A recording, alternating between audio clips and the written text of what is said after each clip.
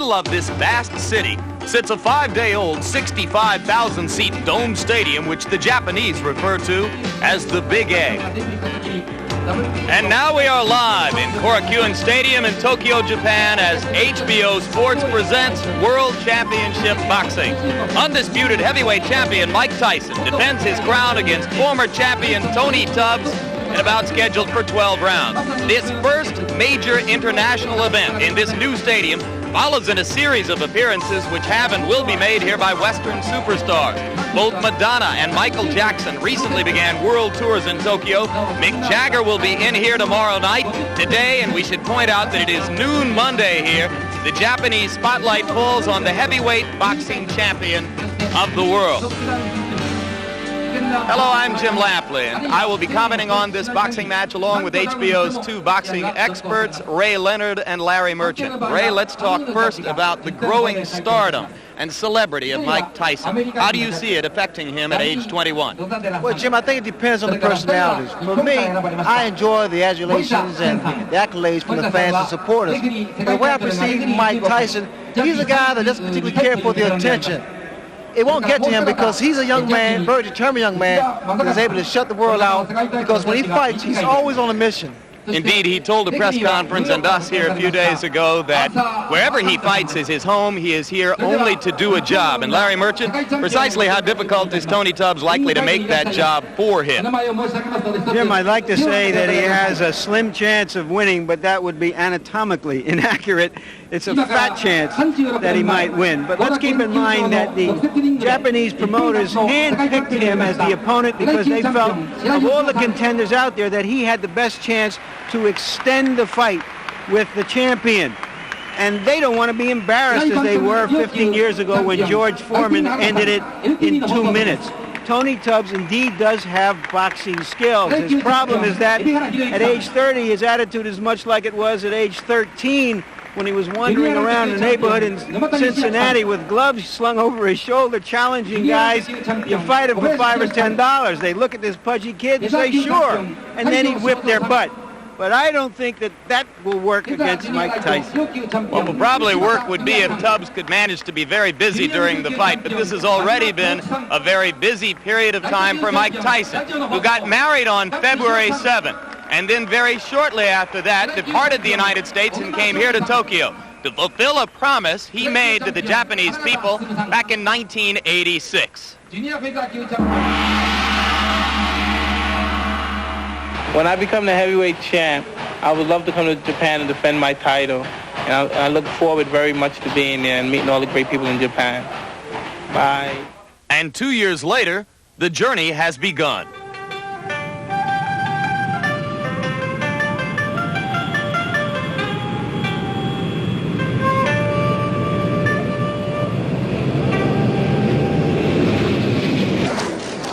Not since George Foreman KO'd Joe Roman in 1973 has a World Heavyweight Championship fight taken place in Tokyo. Within 2 hours of the champion's arrival here, Tyson Mania was in full cry. So I really would like to thank you graciously to invite me to your country, and I look forward to giving you a good show. Immediately, the realization that the experiences of this fight would be like none other before it. No one speaks English. In the days that followed, millions of Japanese seemed totally mesmerized by the American champs. It was as if Godzilla, the movie monster of the 1950s, had returned to Tokyo.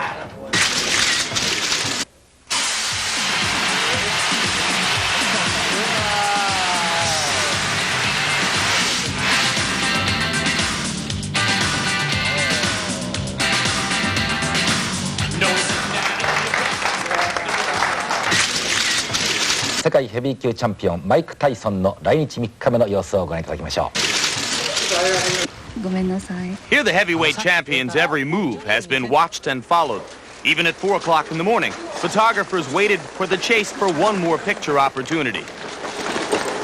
It's scary. I don't mind being the champ of the world. and getting the attention I get in America, but, you know, this is a whole different dimension once you leave your country and you're a bigger star in other countries than you are in your own country. I mean, it's frightening to me, it is, you know what I mean? Because I didn't never want to be a superstar. I just wanted to be the champion of the world. In the beginning, most Japanese knew little about Mike Tyson. But as each day passed here, he became exactly the center of attention he claimed he didn't want to be. そうですね。なかなかやはり世界的に名声を博するだけあって。マイク・タイソンはセクシーだと思います。Giant. He is a symbol of the United States. できればとっても素晴らしいマイク・タイソンと一度デートしてみたいです。めっちゃ強いに違うんかな。とにかく今世界の中で一番強いと思うけど。Even the children found a way to get into the action. So on the first day tickets went on sale, 80% of them were sold. 想像した以上にすごかった。 Whether an autograph, a photograph, or just a brief touch, everyone wanted a piece of the champion destroyer from the West. I don't feel bad. I feel like I left Earth and went to another planet. I never experienced anything like that before in my life. Around a bunch of people just floundered around me. And I was so excited to just be around me. It was an experience I don't know if I will experience again. I feel everyone should know who the world champion is. And in my mind, before I ever traveled to another country to fight in a world championship contest, I thought, yeah, everyone should know the champion of the world. But God, man, I would have took second thoughts if I knew it would have been like this. And this was just the beginning. The new bride's arrival only added more fuel to what was already the hottest story in town. But the biggest story was the day Mike Tyson met one of Japan's greatest sumo wrestlers, Konishiki. Outweighed by 300 pounds, Tyson was hardly the heavyweight in this ring.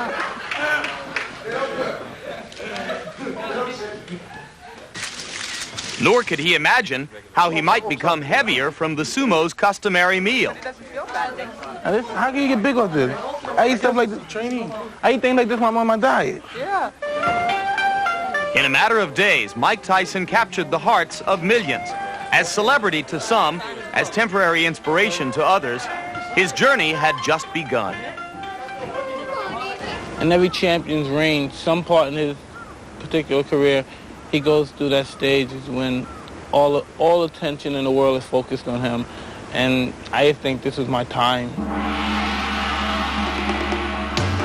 Here on this national holiday, vernal equinox day in Tokyo, a large crowd is still arriving. They have paid up to $800 tops to see this World Heavyweight Championship fight between Mike Tyson and challenger Tony Tubbs, and we're bringing it to you live on HBO Sports.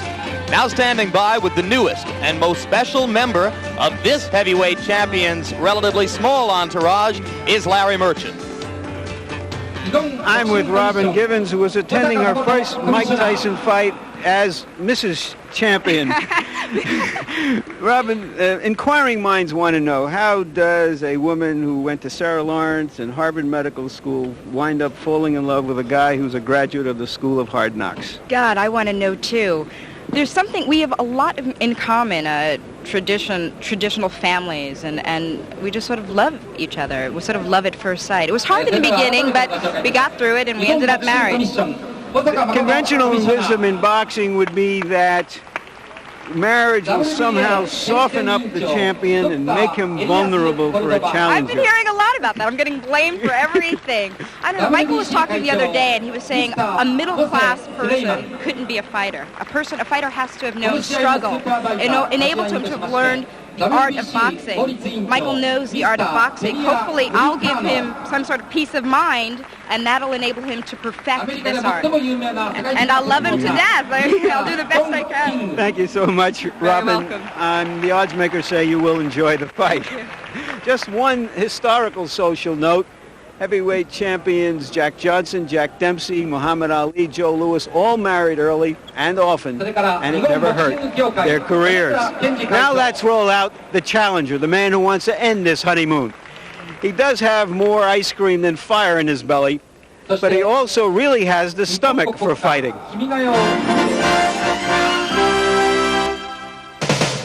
In America, a well-conditioned body is one of the most eagerly sought aesthetic ideals of the 1980s. Everywhere we look, we are reminded of it. Experts tell us how to lose weight, how to tone up, how to exercise, what to eat. Most of us suspect we're only a book away from looking marvelous. Sports television channels jump on the exercise bandwagon with numerous aerobics programs. Still, there are a few who contend that bigger is still better. What would Christmas be without a roly-poly Santa Claus? Even in sports, there are exceptions, like the sumo wrestlers of Japan, who haven't missed a meal in years. And that kid from the Windy City, the American sumo. What's his name again? But in professional boxing, it's generally seen as a fighter's responsibility to enter the ring in the best shape possible.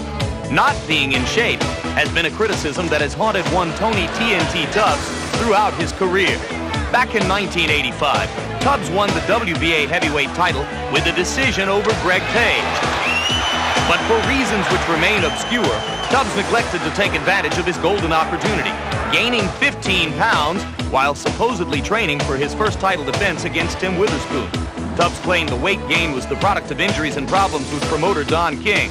Regardless of its origin, when Tubbs stepped into the ring that evening, many believe he cheated boxing fans and cheated himself as well. Basically, I never really been in top condition for any fight. 244 was overweight, but that occurred with injuries. My problem now is that I don't want to come in the ring because people want me to come in the ring at 220, or 215. I got to come in the ring because I feel good about my weight, and I feel good to what at 28, 30, I'm strong and I'm fast. Mike Tyson got to deal with that. Tony Tubbs concentrates more on his training now. He wants to avoid the mistake of again failing to realize just how much is at stake in this business. If fighters aren't motivated to get into shape by pride, the rest of us would like to believe they should be motivated by the chance to make millions. 7 years ago, when Tubbs turned professional, he weighed in at 212 pounds. But by his 15th fight, he was already up to 224. And 4 fights later, he tipped the scales at 239. 1 more win, 4 more pounds. Then for his next 2 fights, he got himself into the best shape of his career. Against Bone Crusher Smith, he weighed in at 228. And then against Page, 229, which he considers his best fighting weight. Then lightning struck again when he defended his title. He ballooned to 244 and lost the championship belt. But Tubbs received a second chance when Witherspoon was ruled to have run afoul of a drug test and a rematch was ordered. Controversy followed again when Tubbs, less than a week in advance of the fight, requested it be postponed due to a shoulder problem. The injury was confirmed by independent examination, though skepticism lingered. Now Tony Tubbs is back in training with a new purpose. Even before this bout with the gym began, he was working on shedding weight with the help of former bodybuilding champ Lou Ferrigno. And most recently, he's been given even more incentive by the alleged $50,000 bonus to come in under 235 pounds. I know physically I'm in shape. 230 is my weight. 229, 228 is a plus. But I'll be 230 and hard. Physically, you'll be seeing the new Tony Tubbs. When I step in the ring, everyone say, wow, look at that cat. And the thing about it, once I start putting the moves down on Mike Tyson, I won't change. You know what? This fight might not be hard as y'all think it's going to be, because Mike Tyson is only good for what he can hit. For Tony Tubbs, a chance for redemption is near, but there are new stakes. If he fails to enter the ring with his mind and body 100% prepared for Mike Tyson, this time it could be hazardous to his health. I know right now that I am one of the best heavyweights in the world. I can box better than any of them, and I ain't taking no back seats to none of them. I'm not even taking a back seat to Mike Tyson.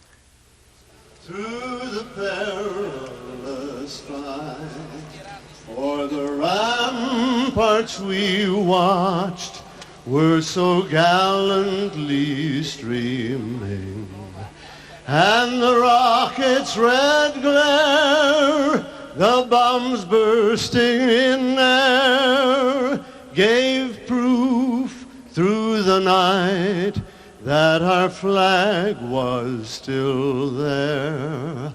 Oh, say does that star-spangled banner yet wave o'er the land of the free?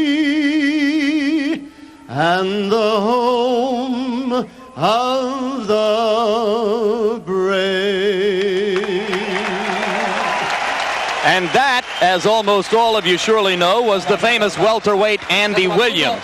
Despite what Tony Tubbs told us about coming in at a hard 230, yesterday he made a liar of himself at the weigh-in at a rather blubbery 238. Not what the Japanese had in mind, Larry, when they agreed to Tubbs as the first opponent for what is being called the Tyson World Tour. That's right. And here's a man who has really begun it in modern times, Muhammad Ali. This event is a reminder that one of his many achievements was truly making the heavyweight championship a world championship. Between Jack Johnson and Ali, no American world heavyweight champion fought for the title overseas. So now Tyson begins the world tour in Tokyo, and in moments we expect the challenger, Tony Tubbs, will exit his dressing room and begin to make his way toward the ring. He weighed 228 and 229 in his title fights against Page and Witherspoon, 238 and a quarter yesterday. Very quickly now, Ray Leonard's inside tips on what each fighter must do to win the fight. It's no big secret, Jim, that Tony Tubbs would definitely have to jab and move in order to keep Tyson off balance. I think weight becomes a factor here because it somewhat stabilizes him, because the excess weight, he becomes a stationary target. He mentioned to me yesterday that he's willing to exchange punches, which could be a big mistake. Hand speed, exceptionally quick hands for a heavyweight. And I think that could frustrate Mike Tyson if he should do that. But he has a tendency to become stationary, and in doing so, we're talking problems. Here, Mike Tyson, a notorious body puncher, works his opponent's body, slows him down, and he's starting to use his jab a lot more, which gets him inside, and he's able to deliver punches. He has a mistake that he needs to correct, and that's lunging in with punches. Because what happens, Jim, a lot of times a guy's able to counter his shots. But if Mike Tyson hurt you, no question about it, he's in there to finish you off. One man he would like to finish off today, Tony Tubbs. And there is Tony Tubbs standing behind his trainer, Odell Hadley. Hadley is the man to the left of your screen. Tubbs' management situation and his training situation has changed constantly from year to year and in recent months. And Ray Leonard, we must ask, what should we think of a man who does not have the responsibility to himself or to fight fans to enter the ring for a heavyweight championship fight in the best possible condition? Well, not just entering the ring against Mike Tyson doesn't make sense to me. You have to be in the best shape possible to compete or contend with Mike Tyson. And for some reason, I don't understand Tubbs' conditioning. Yeah, but the other side of it is that if Tony Tubbs came into the ring in shape, he'd be some other fighter. He wouldn't be Tony Tubbs. He'd probably be a nervous wreck trying to get down to weight. That's just not who he is.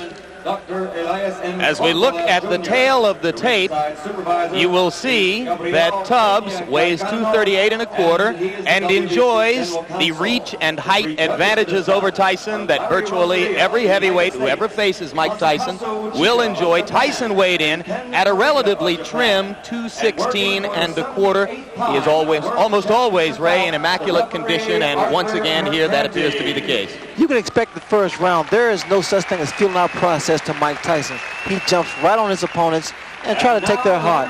We have to see whether or not that's going to happen today. And millions of boxing fans watching around the world, welcome to the fabulous stadium known as the Big A. And here is our punch stat profile of the fighters, how many punches they throw. They throw roughly the same amount of punches. The difference is that Tyson throws many more hard punches and lands a very high percentage of them. And the jabs, you see that Mike Tyson does throw a decent amount of jabs. Tubbs can throw a lot of jabs, although he has told us that you cannot hold Mike Tyson off with a jab. Don't look for too many of them in this fight, he says. Rules have been worked out between the WBA and the WBC for technical reasons, which we'll explain in a moment. The IBF is not involved in rules discussion here. The 3 knockdown rule has been waived for this fight. Scoring will be done by 3 judges on the 10-point must system. A fighter can be saved by the bell in the last round only. And now Tony Tubbs, who now lives in Santa Monica, California, was raised in Cincinnati, Ohio, begins to enter the ring. Recently turned 30 years old, Tubbs has won 25 of 26 fights, in an 8-year professional career. The only loss, the title loss decision against Tim Witherspoon when he weighed 244 pounds. He has twice been as far as 15 rounds. And he weighs 238.25 today after claiming to us 2 days ago that he would step on the scales at 232. Well, he's talked the talk, and now it's time to walk the walk. Incidentally, he's getting about 1/10 of the purse of Mike Tyson. He's getting $9 million. About $500,000 will go to Tubbs after all of his expenses. I figure out that that's about 100,000 quarts of ice cream or a shrimp salad in Japan. Tony TNT Tubbs, one-time WBA heavyweight champion of the world. And now a challenger, and the first challenger for Mike Tyson on what is being billed as the Tyson World Tour.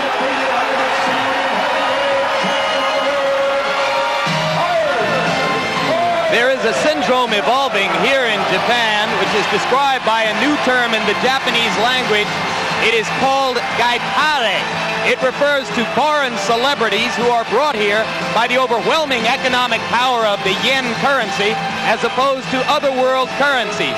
Now joining Madonna, Michael Jackson, and Mick Jagger as gaitare is Mike Tyson. And the interesting thing here is we were led to believe that the Japanese fans would view this more as a show, and that they sit on their hands a lot.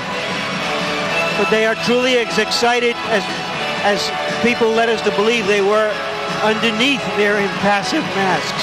Of course, if you have seen Tyson before, you are aware of what is called the gladiator look. No robe, no towels, no socks, just the black trunks, the boots, and the 10-ounce Everlast gloves. Mike Tyson is 21 and a half years old, unbeaten in 33 fights with 29 knockouts. He went 12 rounds to a decision twice. This is his 6th title defense as heavyweight champ, the 3rd defense as holder of the championship in the eyes of all 3 governing bodies. Because of a conflict between local promoters and the International Boxing Federation, only the WBA and WBC title belts are being billed in Japan in connection with the fight. But in reality and in the eyes of boxing fans, it is the unified title which is at stake.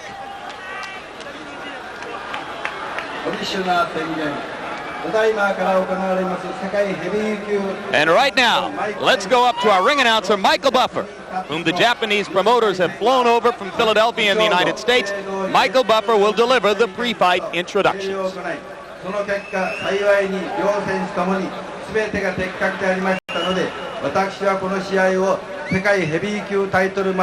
This, of course, is the Japanese ring announcer who is providing initial instructions for Japanese fans here as to the principles in the ring. And now, Michael Buffer takes over the mic.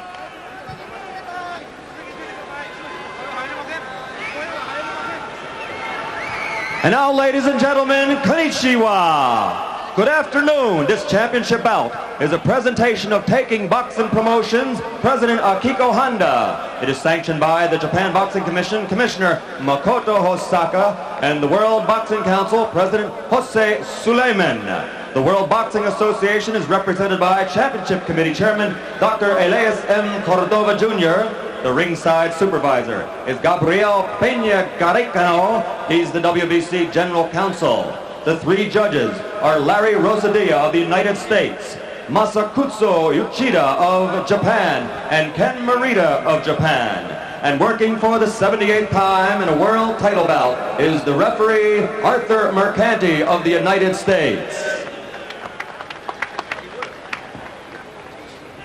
And now, ladies and gentlemen, to all the millions and millions of boxing fans watching around the world, welcome to the Tokyo Dome, the Big Egg, right here in one of the greatest cities in the world, Tokyo, Japan. I would like to introduce in the ring at this time, a man known as one of the premier promoters in the world of boxing, Mr. Don King. And now, ladies and gentlemen, let's get ready to rumble. 12 rounds for the heavyweight championship of the world. Introducing first, fighting out of the blue corner.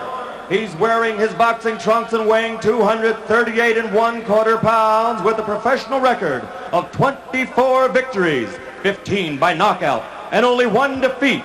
From Cincinnati, Ohio, he is the second-ranked heavyweight in the world and a former heavyweight champion. Ladies and gentlemen, the challenger, Tony TNT Khan.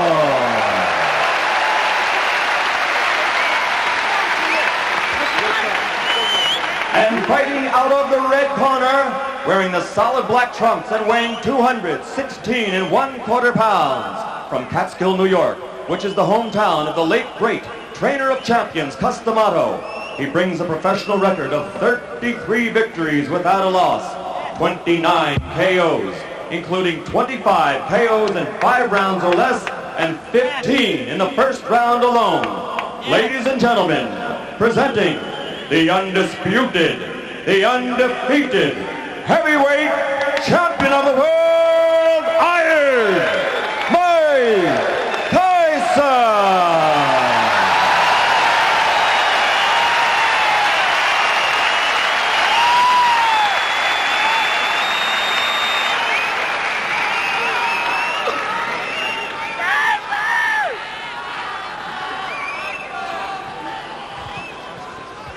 Mike and Tony, you both received instructions earlier in the day, and therefore you know the rules. I wish you both an awful lot of luck now. Return to your corners to await the starting bell. Good luck. That's Arthur McCanty doing his 6th heavyweight championship fight, his 78th world championship fight. Tubbs says he knows how to fight. The champion, everyone says it. It's a little bit more difficult to pull it off. Let's see if he really wants to rumble as he says he does. I see Mike Tyson iron the belly, the midsection of Tony Tubbs, so look for him to jump right on him in the first round. Okay, we're all set? All set. Go. Mercanti says they're all set, and there's the bell for round 1. Tubbs throws the jab, and Tyson responds in kind. Go to your right, baby.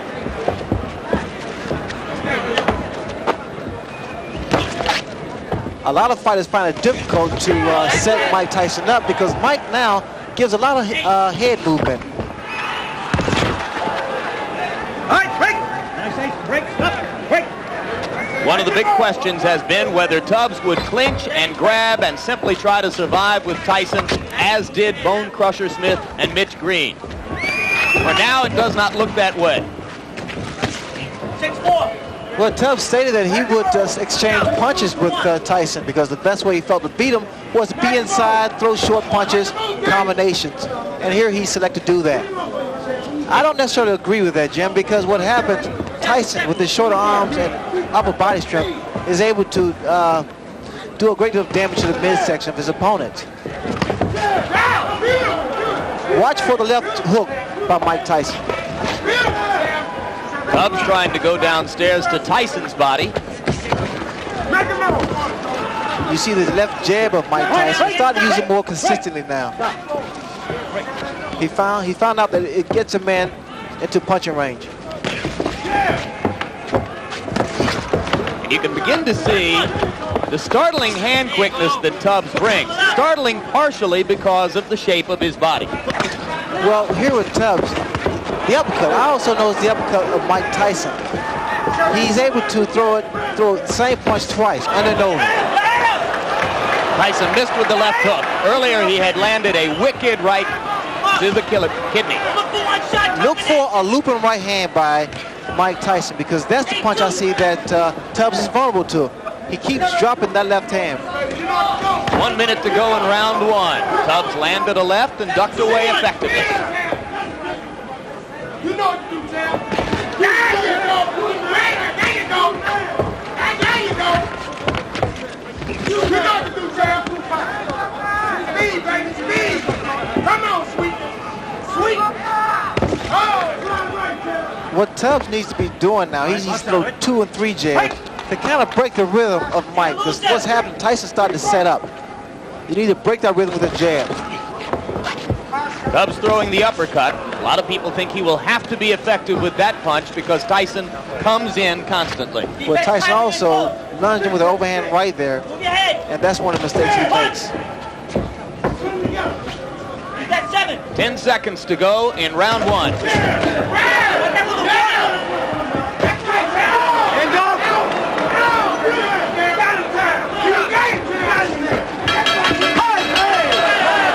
One punch after the bell, and now Mike Tyson returns to his corner. I thought Tubbs fought a very effective round. I gave him the round. He landed some hooks, and he went to the body as promised. Remember, he told us that nobody has gone to Mike Tyson's body so far.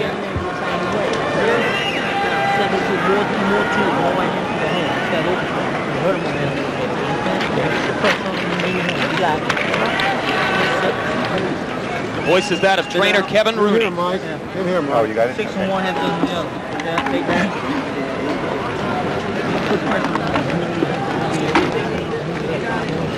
Keep moving to the right. If I make a move forward, move to the right.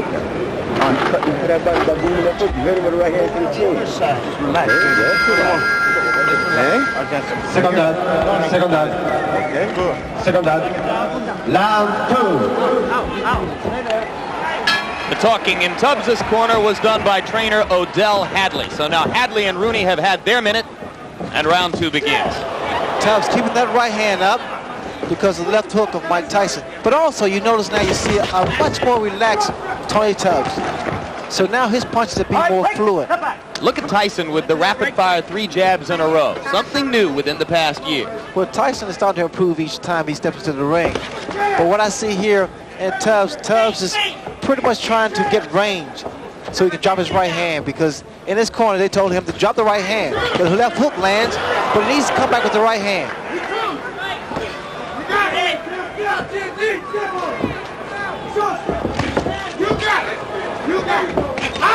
There's the right hand, Jim, I had spoken earlier about. You must give Tyson angles. You can't remain stationary. Hands must stay up and stay out of the corners.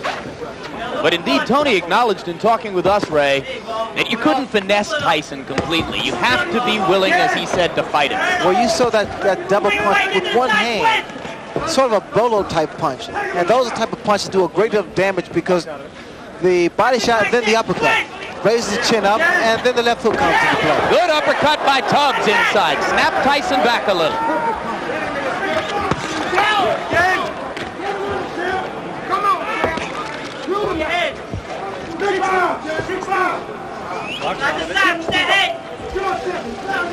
Tubbs has to be very careful. You notice he put both feet together, and that's easy to be knocked down or knocked off balance. He's trying to use his additional weight. Coming up on a minute to go in round 2. Tony Tubbs so far appears in no way intimidated by Tyson's fury, as have so many of his opponents. Good left hook. Good combination by Tubbs. Open up.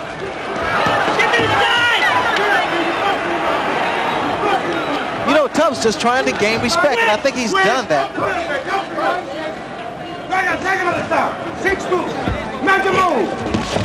Good left by Tyson. Tubbs reeled. Those hands must be kept up higher. And again, like I stated earlier, Jim, I don't think it's a good idea to exchange punches with Tyson. Good body shot, but we need combinations now. 30 seconds left in the round.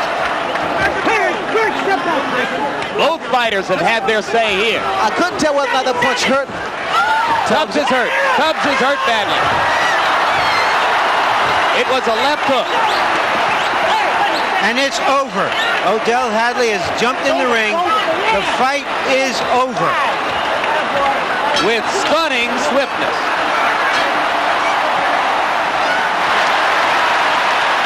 And the fans are enjoying.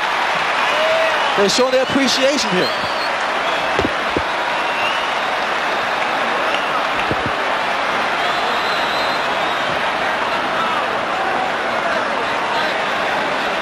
Remarkable. The tide of this fight changed within 15 or 20 seconds. Well, that's what a great puncher can do. The boxer is thinking all the time, and the puncher is punching all the time. The only thing I can say now is that if you thought that whale hunting was outlawed in Japan, we just saw that Mike Tyson hadn't heard about it.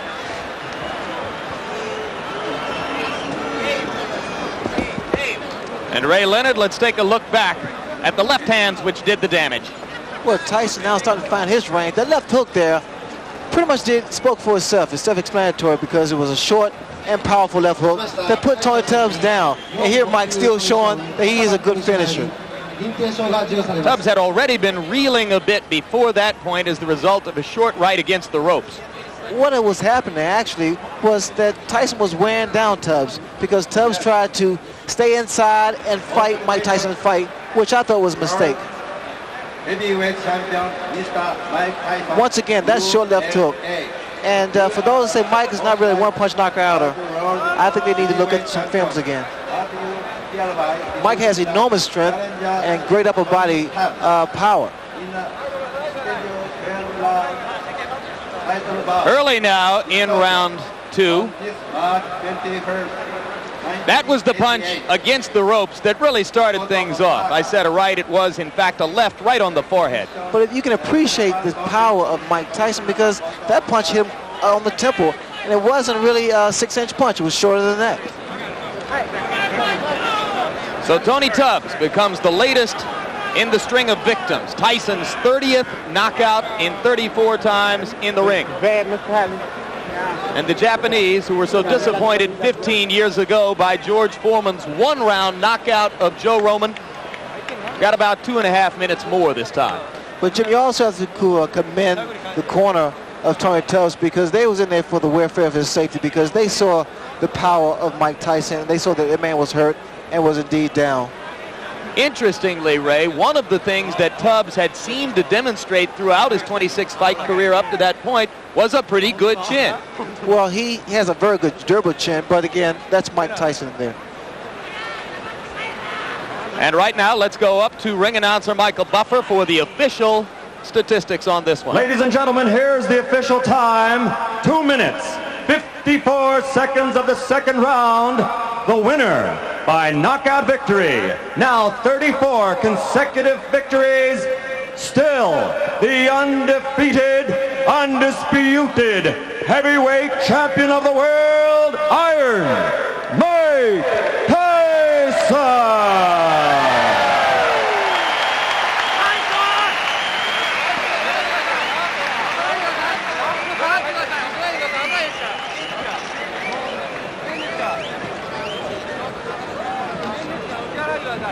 Well, Ray Leonard, Tony Tubbs himself, as it turns out, said it best in a press conference a few days ago when, in sarcasm, he said to the audience, "I'm the tune-up. The big fight is in June." As it turns out, he was exactly right. He was the tune-up. The big fight is in June. What did Michael Spinks see today that he will have to worry about on June 27? Well, I'm sure that Michael Spinks saw the power of Mike Tyson and that Mike Tyson is indeed getting better and better, more patient and more destructive in a sense. And right now, that young man is with Larry Merchant, so let's go straight up to the ring. All right, Mike Tyson, it seemed that Tony Tubbs went right at you and tested you, and you were a little bit too strong for him, but he was effective until you hurt him. Well, he was effective because I planned it that way. I was looking for the opening because I planned for him to run, and then when I saw he came such a easy target to hit, I was just planning and planning. And he had his hands up very high. I was surprised that he had his hands up so high. And so I started hitting to the body and bringing it up in the middle. And then as soon as he brought his hands down, I saw his eyes and I aimed right for his eyes. He said that nobody had ever gone to your body before and he wanted to try you there. He did hit you a few blows there. Did he hurt you at all? Not distract at all. You even? Not at all. My mission is to go and destroy and not to let anything get involved. If you get punched, you get hurt. I refuse to be hurt, knocked down, and knocked out. I can't lose. I refuse to lose. What was your response to the audience here, which is kind of quiet compared to the crowds in America? Did you hear anything or not at all? Anything? Not at all. I knew there were people scratching me when I was coming through, but I had such an intense tunnel vision. My objective was just to get in there and get my hands on my opponent. When he didn't come out moving and jabbing and doing those kind of things, what was your first thought about Well, that? I said, well, this is going to be a complicated fight. It's going to be a fight. He came to fight. And, and for the last moment, I prepared for him to just come out swinging because Kevin said he's going to come out and try to rough you. Did he at all try to rough you up? Absolutely. I felt the tip of his glove around my eye. I don't know if it was the thumb, but in fighting, you're in a hurt business. You can't complain. And he was there to complain. Is it just a question, do you feel, that no matter what anybody's plan is, that your power will negate any plan? Plan is better. The objective is to win. We don't fight by book technology or anything. We come to fight the authentic way. When you see a man come out and he's obviously that out of shape and heavy, does that lull you in any way in the first round? Not at all. Not at all. That was his prerogative to come out the way he did. My job is to finish him off. You see, if he would have went 10 rounds, 6 rounds, 7 rounds, then someone could say something critical towards my performance. But he came out a tough performance. He didn't come like a guy that just came to pick up a payday. He got hit with a solid shot. It looked like it was above the eye, but I tried to hit him exactly in the eye. And he took a great shot and he went down. But if he would have lasted 6 or 7 rounds and he was out of shape, then you could criticize me. But he came to fight. And if anybody could criticize that he was out of shape, I did what's supposed to have been done to a person that was out of shape. I got rid of him quick. This is your first fight as a newlywed. Were you thinking about that at all? Did you want to put on a special performance in any way? Not at all, because when I'm in the ring, I'm objective, tunnel vision, and it's just, this is my world in here. I have to ask you one last question, Mike. In an article in Sports Illustrated that's on the stands now back in the States, it was said that sometimes after a fight, because you have so much adulation now and everybody's around you, you feel you have to go back, put a mask on, beg for quarters, go back to your old neighborhood. Is that true? No, I don't do that. I said me and my friend do it once in a while for a joke. Because he makes a joke, because, people always say, Mike Tyson, you have a lot of money, you do this and that. So one day, me and my friend Rory, let's go, we put on mags and baggy clothes and bummy clothes, and we went on the street begging for money. Just as a personal joke for myself. So we won't have to throw any charity for you. No, not at all. Thank you very much, Mike Tyson. And now back to ringside with Jim. All right, Larry, thank you very much. And one brief personal note, you saw behind Mike's shoulder there his co-manager, Bill Caton. For the first time since Mike's been fighting as a professional, the other co-manager, Jim Jacobs, has not been able to make this trip. He's back in a hospital room in New York recovering from an illness, and we would all like to offer our personal best wishes to Jim and wish him a speedy recovery and look forward to seeing him in Atlantic City on June 27. Ray, we heard the essence of Mike Tyson's ring intelligence there. This is a fight. You make no excuses. You come to destroy your opponent. Right now we'll look back at round 2, and you tell us exactly how he did it. Well, there's no question about it, Jim, that Mike Tyson is always on a mission when he's in the ring. And I think it's difficult for fighters to deal with him because he doesn't have a feeling out process. In other words, he doesn't see whether or not he can land a jab or right hand. He goes right at you, and he goes in there for the kill. And we're going to take a look back now at the entire second round, Ray, from the handheld camera angle, which will give you a feel of what it looked like to us from ringside. Remember that Larry Merchant himself commented that he thought Tubbs fought a very effective first round, and in fact scored the first round for Tubbs. I thought it was pretty close to even, but certainly I thought Tubbs had given an impressive account of himself in round 1. The first round, that's the way you fight Mike Tyson, or compete with Mike Tyson, rather, because you have to give him angles, jab. You see the jab, how effective it is, movement, never a stationary target, because what happens here, when you become stationary, Mike Tyson works your body, he brings your hands down, and then he goes for the kill. I thought the first round was a pretty good round for Tubbs, although I would have preferred to see a lot more movement, a lot more left jabs thrown. Do you think that fatigue was becoming a factor this early in the fight for Tony? That's rather premature to say because normally body shots wear you down the later rounds, but then there's always an exception to the rule because Mike Tyson's body attack is so devastating. Here he's going right to the midsection, and I'm sure Tubbs felt those shots. Tubbs, again, made the mistake of trying to exchange punch for punch with Mike Tyson, and in doing so, he took away what got him to the championship. That's the jab, the movement, and his boxing style. There you saw Tubbs doing as he claimed he would try to do, delivering body shots to Tyson. But what you have to understand, Jim, inside, Mike Tyson has the greater upper body strength. And he has the shorter punches. He throws more combinations inside, and they're short because his hands are very fast, too, for a heavyweight.